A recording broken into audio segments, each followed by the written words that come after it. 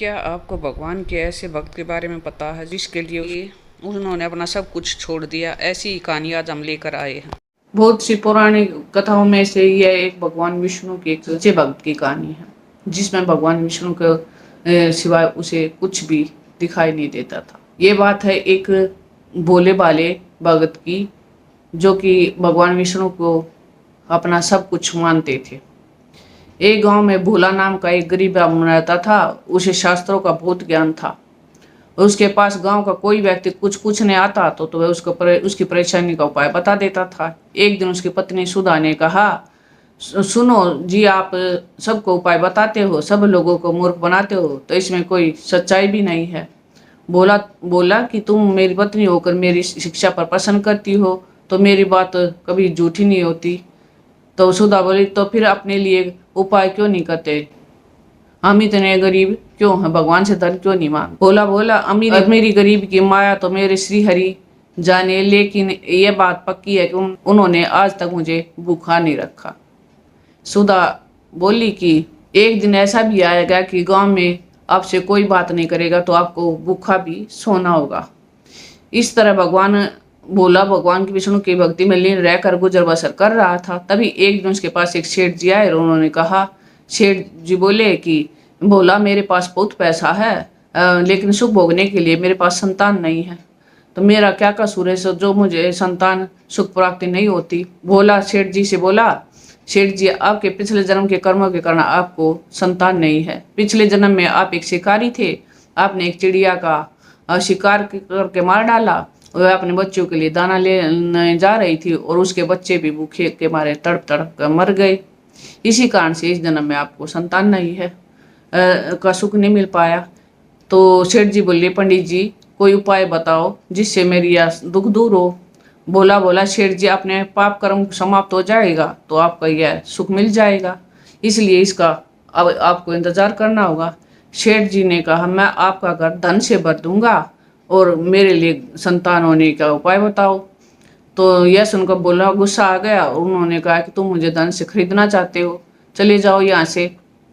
उसके जाने के बाद सुधा ने कहा, सुधा बोली, जब वह सेठ धन देने को तैयार था तो तुम्हें क्या हो गया? उसे उल्टा सीधा कुछ भी उपाय बता देते। बोला मैं भगवान श्री हरि का विष्णु हूँ, मैं कभी झूठ नहीं बोलता, झूठ बोलकर पाप की कमाई नहीं कर सकता। इस यदि तुम्हें मेरे साथ रहना हो तो रहो, नहीं तो चली जाओ। यह सुनकर सुधा को बहुत गुस्सा आया, और लेकिन वह कुछ नहीं बोली और वो चुपचाप अपने घर में कामों में लग गई।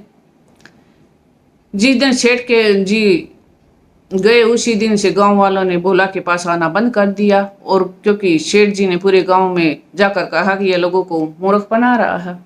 ऐसी बातों को सुनकर गांव वाले भोला का विरोध करने लगे, और कुछ समय के बाद भोला और सुधा की भूखे मरने की नौबत आ गई। तब सुधा ने कहा, मैंने तुमसे कितना समझाया था कि तुम भगवान विष्णु से भगवान के चक्कर में मत पड़ो। जब हम जिंदा नहीं रहेंगे तो भगवान की पूजा कैसे करेंगे? कुछ दिन बीत गए और उनकी हालत ऐसी हो गई कि उनसे उठा और बैठा भी नहीं जा रहा था। दोनों अपने घर में लेटे हुए थे। सुधा बोली कि लगता है कि मरने का समय आ गया। बोला मुझे तो नहीं लगता, मुझे लगता है मैं भगवान से मिलने का समय आ गया है। तब आखिरी समय में भगवान श्री हरि का ध्यान करने लगा। भोला और सुधा दोनों की श्री हरि भगवान विष्णु का ध्यान करने लगे। उसी समय भगवान विष्णु ने उन्हें दर्शन दिया और उन्हें वहां पर प्रकट हुए। बोला, भगवान, अब तो हमारे में इतनी भी हिम्मत नहीं है कि आपके चरणों में प्रणाम कर सके, अब तो हमें अपनी शरण में ले लीजिए। भगवान बोले, तुम मेरे सच्चे भक्त हो, बिना किसी लालच से मेरी भक्ति कर रहे हो, इसी कारण तुम्हें संसार में रहकर मेरे धर्म की शिक्षा देनी पड़ेगी। तभी भगवान विष्णु की कृपा से भोला और सुधा दोनों पूर्ण रूप से ठीक हो गए, और दोनों ने भगवान विष्णु का आशीर्वाद पाया। विष्णु जी की कृपा से वे अन्न धन और कि उनके पास कभी कमी नहीं रही। आज से तुम्हारा केवल मेरी भक्ति भावना करना। विष्णु जी, मेरी कृपा से तुम्हें अब अन्न धन की कभी कमी नहीं रहेगी, और आज से तुम्हारा केवल तुम्हारा काम केवल मेरी भक्ति करना और धर्म का प्रचार करना। ऐसा कहकर विष्णु भगवान वहां से अंतर्ध्यान हो गए। यह एक सच्चे भक्त की कहानी है जिसमें जो भगवान विष्णु के सिवाय और कुछ भी नहीं करना चाहता था। आपको यह कहानी कैसे लगी प्लीज़ हमें कमेंट करके बताएं। कमेंट में बताएं कि आपको यह कहानी कैसे लगी। प्लीज़ लाइक शेयर और सब्सक्राइब कीजिए। राधे राधे। आज मैं आपको कुछ ऐसी बातें बता जो घमंड की नहीं बल्कि अपने खुद की देखभाल के लिए।